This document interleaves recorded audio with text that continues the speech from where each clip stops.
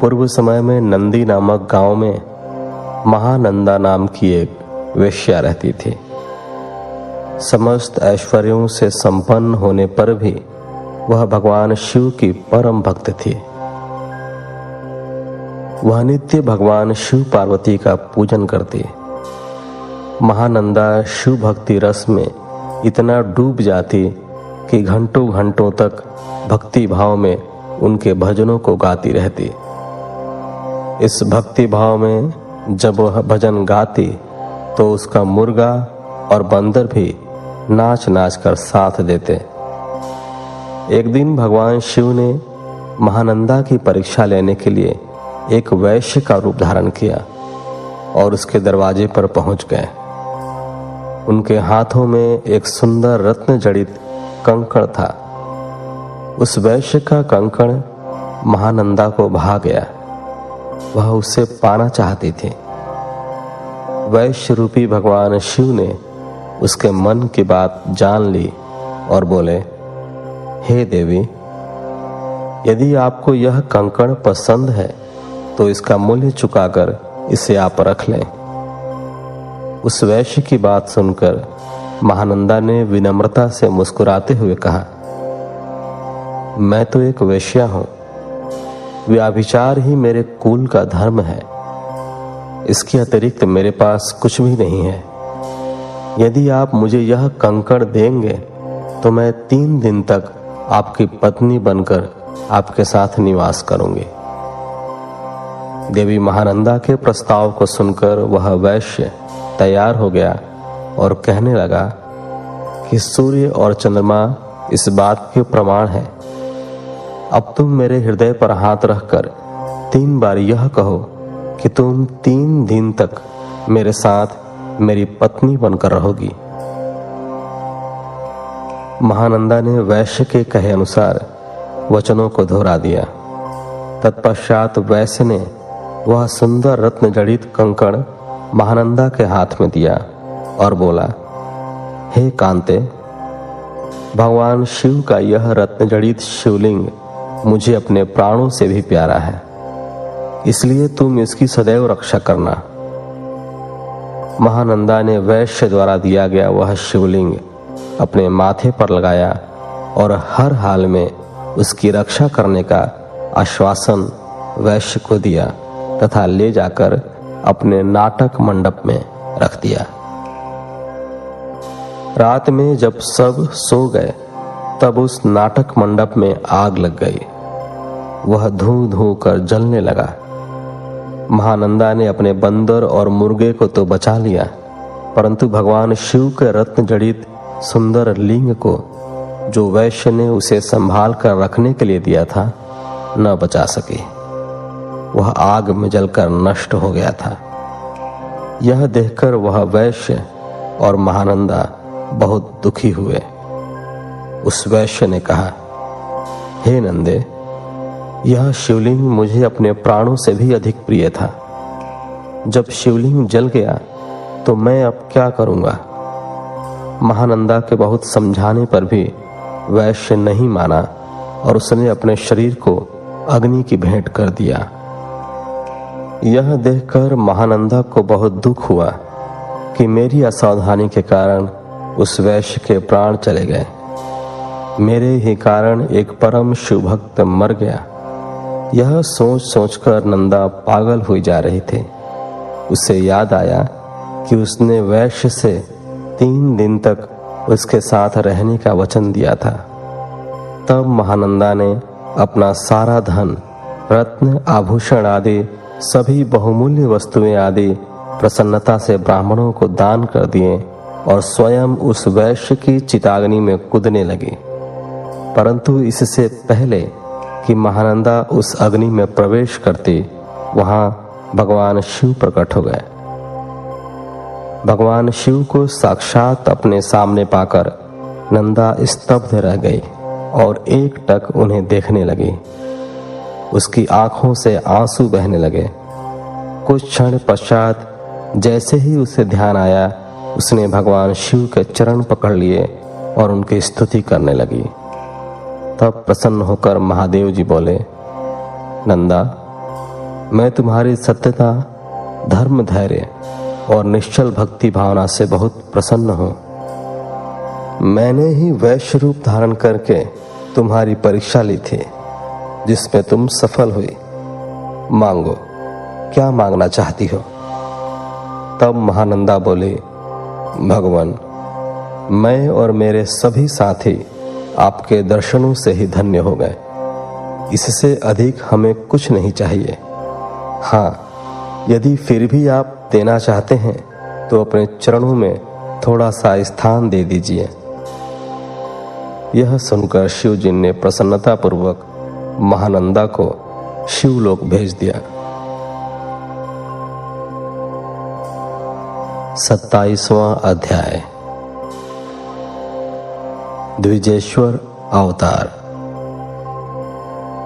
नंदीश्वर बोले, हे तात, भद्रायु राजा, जिस पर भगवान शिव ने ऋषभ रूप में कृपा की थी, उनकी परीक्षा लेने के लिए ही भगवान शिव ने द्विजेश्वर अवतार धारण किया था। ऋषभ के प्रभाव से अपने शत्रुओं पर विजय पाकर भद्रायु सिंहासन पर आरूढ़ हुए। उन्होंने राजा चंद्रागंग की पुत्री सीमंतनी से विवाह किया। एक समय राजा भद्रायु बसंत ऋतु में अपनी पत्नी सीमंतनी के साथ वन विहार करने गए। तब भगवान शिव पार्वती उस दंपति की धर्मनिष्ठा की परीक्षा लेने हेतु उस वन में पहुंचे। महान लीलाधारी भगवान शिव और पार्वती जी ने ब्राह्मण ब्राह्मणी का रूप धारण किया और अपनी माया से रचित सिंह से भयभीत होते हुए राजा भद्रायु की शरण में गए और उनसे अपनी प्राण रक्षा करने हेतु प्रार्थना करने लगे। उस ब्राह्मण दंपति की रक्षा हेतु राजा भद्रायु ने तुरंत धनुष बाण उठा लिया और बाणों से उसे घायल करना चाहा, परंतु उस सिंह पर कोई प्रभाव न पड़ा। उसने झपट कर ब्राह्मणी को पकड़ लिया। वह बहुत चीखी, चिल्लाई, परंतु सिंह ब्राह्मणी को बलपूर्वक घसीटता हुआ भाग गया। अपनी पत्नी को सिंह द्वारा ले जाए जाने पर ब्राह्मण बहुत दुखी हुआ और रोने लगा और राजा भद्रायु से बोला, हे राजन, आपके बड़े बड़े आयुध कहाँ हैं? तुम्हारे पराक्रम का क्या फल है? क्या आप जंगली जानवरों के आघातों से भी दुखियों की रक्षा नहीं कर सकते? दीन दुखियों की रक्षा करना राजा का परम धर्म होता है। फिर आपने अपने क्षत्रिय धर्म का पालन क्यों नहीं किया? आपने अपने कुल का धर्म ही नष्ट कर दिया है। जो दुखी और शरणागतों की रक्षा नहीं कर सकता, उसे जीने का कोई अधिकार नहीं है। कृपण, अनाथ और दीन दुखी की रक्षा करने में असमर्थ मनुष्य को जहर खा लेना चाहिए या अग्नि में जल जाना चाहिए। उस ब्राह्मण द्वारा कही गई बातें सुनकर राजा भद्रायु को बहुत दुख हुआ। वह अपने दुर्भाग्य को याद करके शोक में डूब गया। उसने सोचा कि आज मेरा सारा पौरुष नष्ट हो गया। आज मैं एक असहाय ब्राह्मणी की रक्षा नहीं कर सका, इसलिए मुझे घोर पाप लगेगा। मेरे कारण ब्राह्मण भी शोकाकुल हो गया है। उसकी स्त्री को भी सिंह ले गया है। पता नहीं उसने उसका क्या किया होगा। मुझे अपने पापों को कम करने के लिए इस ब्राह्मण देवता को प्रसन्न करना होगा। यह सोचकर राजा भद्रायु उस ब्राह्मण के चरणों में गिर पड़े और बोले, हे ब्राह्मण, मुझे क्षमा कर दीजिए। मैं आपकी पत्नी की रक्षा नहीं कर सका। मैं अपना राजपाट सब आपके चरणों में न्यौछावर करता हूं। यह सुनकर वह ब्राह्मण बोला, भला मैं ठहरा भिक्षा मांगने वाला एक ब्राह्मण, मैं तुम्हारे राजपाट का क्या करूंगा? इसलिए यदि तुम वाकई मुझे कुछ देना चाहते हो तो अपनी पत्नी मुझे दान में दे दो। ब्राह्मण की बात सुनकर राजा भद्रायु ने कहा, ब्राह्मण, पराई स्त्री का उपभोग तो महापाप है। उसका प्रायश्चित भी नहीं हो सकता। तब ब्राह्मण ने कहा कि राजन, मैं तो बड़े से बड़े पाप को अपनी तपस्या से पल भर में नष्ट कर सकता हूं। तब भद्रायु ने सोचा कि मुझे ब्राह्मण को अपनी स्त्री दान करके शीघ्र ही अग्नि में प्रवेश कर जाना चाहिए। तत्पश्चात राजा भद्रायु ने अपनी पत्नी उस ब्राह्मण को सौंप दी। उसके बाद उन्होंने अग्नि प्रज्वलित की और स्नान कर देवताओं को प्रणाम करने के पश्चात अग्नि की 3 बार परिक्रमा की। फिर त्रिलोकीनाथ भगवान शिव का ध्यान करने लगे और उन्हीं का स्मरण करते हुए जैसे ही वे अग्नि में प्रवेश करने लगे वैसे ही द्विजेश्वर रूपधारी भगवान शिव वहां प्रकट हो गए। भगवान शिव के 5 मुख, 3 नेत्र, पिनाक और चंद्र कालाधारी सुंदर स्वरूप, जो कि करोड़ों सूर्यों के समान प्रकाशित था, देखकर राजा भद्रायु आनंद मग्न हो उठे। उन्होंने दोनों हाथ जोड़कर शिव जी को प्रणाम किया और उनकी स्तुति करने लगे। राजा भद्रायु की स्तुति सुनकर भगवान शिव पार्वती बोले, हे भद्रायु, तुम्हारी शिव भक्ति से मैं बहुत प्रसन्न हूं। तुमने सदा मेरा भक्ति भाव से पूजन किया है, अतः तुम अपनी पत्नी सहित मुझसे वर मांगो। आज मैं तुम्हारी मनोवांछित अभिष्ट वस्तु प्रदान करूंगा। मैंने ही तुम्हारी परीक्षा लेने हेतु ब्राह्मण का रूप धारण किया था। ब्राह्मणी के रूप में स्वयं देवी पार्वती थी और वह सिंह मायावी था। तुम अपनी परीक्षा में सफल हुए हो राजन। कहो, क्या चाहते हो? भगवान शिव के ये उत्तम वचन सुनकर राजा भद्रायु बोले, हे देवाधिदेव भगवान शिव, आप सबके परमेश्वर हैं। आपके स्वरूप के साक्षात दर्शन पाकर मैं धन्य हो गया हूं। मैं सकुटुंब आपके श्री चरणों की भक्ति करना चाहता हूं। मैं, मेरी रानी, मेरे माता पिता आपके सेवक बनकर आपके श्री चरणों में पड़े रहें। रानी कीर्ति मालिनी ने भी अपने माता पिता के लिए भगवान शिव का लोक मांगा। दोनों को वरदान देकर महादेव जी पार्वती जी सहित अंतर्धान हो गए। राजा रानी अपने नगर लौट आए। फिर 10,000 वर्षों तक राज्य करने के पश्चात वे दोनों भगवान शिव के धाम को गए। इस परम पवित्र पाप नाशक कथा को जो कोई सुनता अथवा पढ़ता है, उसे इस लोक में सब भोग ऐश्वर्य प्राप्त होते हैं तथा अंत में भगवान शिव के लोक को जाता है। 28वां अध्याय। यतिनाथ हंस रूप अवतार। नंदीश्वर बोले, हे मुनीश्वर, अर्बुदाचल पर्वत के पास भील वंशोत्पन्न आहुक नाम का एक भील रहता था। उसकी पत्नी का नाम आहुका था। वह बहुत पतिव्रता थी। वे दोनों पति पत्नी भगवान शिव के परम भक्त थे।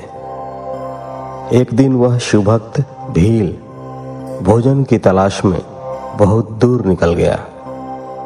संध्या के समय भगवान शिव सन्यासी का रूप धारण करके उसकी परीक्षा लेने आए। वह भील भी शिकार से घर लौट आया था। तब यति रूप में शिव जी उनके घर पहुंचे। भील ने उनका विधि पूर्वक पूजन किया। इस पर यतिनाथ बोले, हे भील, मैं रास्ते से भटक गया हूं और आसपास जाने का मार्ग भी नहीं पता चल रहा है, क्योंकि शाम हो चुकी है। अतएव आप मुझे रात्रि के लिए आश्रय दीजिए। सुबह होते ही मैं यहां से चला जाऊंगा।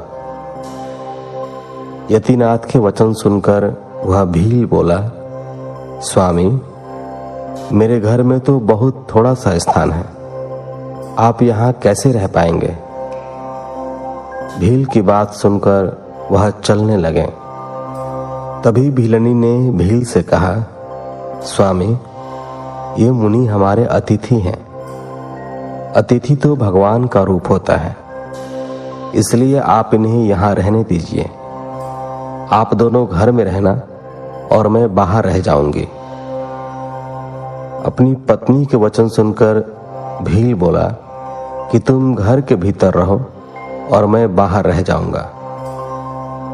यह कहकर वह भील घर से बाहर आ गया और बैठ गया। प्रातःकाल जब वह सन्यासी और भीलनी घर से बाहर निकले तो उन्हें पता चला कि भील को जंगली पशुओं ने खा लिया है। यह देखकर वे दोनों बहुत दुखी हुए। तब वह सन्यासी बोला कि मेरी वजह से तुम्हारे पति की मृत्यु हो गई है। हे देवी, मुझे क्षमा कर दीजिए। तब वह भीलनी कहने लगी कि आप दुखी न हो। अतिथि की रक्षा करना हमारा धर्म है और मेरे पति ने तो अपना धर्म निभाया है। यह कहकर उस भीलनी ने चिता तैयार की और उसमें अग्नि प्रज्वलित कर सती होने लगी। उसी क्षण भगवान शिव वहां प्रकट हो गए और बोले, तुम धन्य हो, मैं तुम पर प्रसन्न हूं। तुम अपने इच्छा अनुसार वर मांगो, मैं तुम्हारी इच्छा अवश्य पूरी करूंगा। देवाधिदेव महादेव जी को इस प्रकार सामने पाकर भीलनी बहुत प्रसन्न हुई और शिव जी की स्तुति करने लगी। बहुत कहने पर भी जब भीलनी ने कुछ नहीं मांगा तब भगवान शिव बोले, अगले जन्म में मैं हंस रूप में प्रकट होऊंगा। तुम विदर्भ नगर में भीमराज की पुत्री दमयंती के रूप में जन्म लोगी। उस समय यह भील निषाद देश का राजपुत्र होगा। उसके पिता वीरसेन होंगे और उस जन्म में उसका नाम नल होगा। तब हंस रूप में मैं तुम दोनों अर्थात नल दमयंती का मिलन कराऊंगा। उस समय तुम समस्त राजभोग भोगने के पश्चात मोक्ष के प्राप्त होगे। यह कहकर भगवान शिव वहीं लिंग रूप में स्थित हो गए। भील के धर्म के प्रति अचल रहने के कारण यह लिंग अचलेश नाम से जगत प्रसिद्ध हुआ।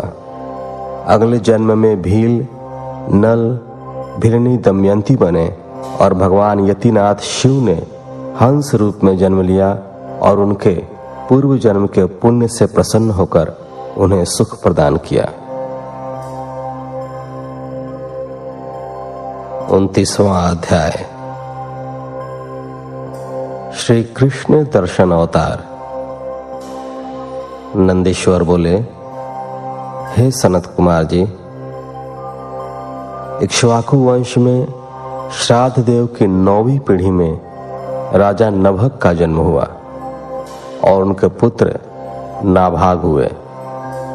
नाभाग के पुत्र रूप में अम्बरीश का जन्म हुआ। वे परम विष्णु भक्त थे। अम्बरीश के पितामह नभग को स्वयं भगवान शिव ने ज्ञान दिया था। एक समय की बात है, जब नभग गुरुकुल में शिक्षा ग्रहण करने गए हुए थे, उस समय उनके भाइयों ने राज्य का विभाजन कर लिया और नभग के भाग को भी हड़प कर अपने राज्य में मिला लिया। शिक्षा ग्रहण करने के पश्चात जब वे गुरुकुल से लौटे तो उन्होंने अपना भाग मांगा, परंतु उनके भाइयों ने कहा कि हमने तुम्हारा हिस्सा किया ही नहीं था। अब जो कुछ भी मांगना चाहते हो वह तुम पिताजी से मांगो। अपने भाइयों के स्वार्थी वचनों को सुनकर नभग को बहुत दुख हुआ। वे अपने पिता के पास गए और उनसे सब कुछ बताया। पिता उन्हें धैर्य बंधाते बोले कि तुम्हारे भाइयों ने तुम्हारे साथ छल किया है। बेटा, तुम बुद्धिमान हो और अपनी जीविका का स्वयं प्रबंध कर सकते हो।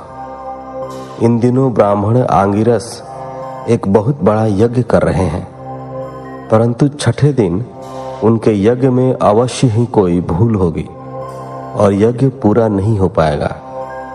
तुम महाविद्वान हो, वहां यज्ञ में जाकर तुम उन्हें उपदेश दो। विश्वदेव संबंधी सूक्तों को पढ़कर उनका यज्ञ पूरा हो जाएगा और वे ब्राह्मण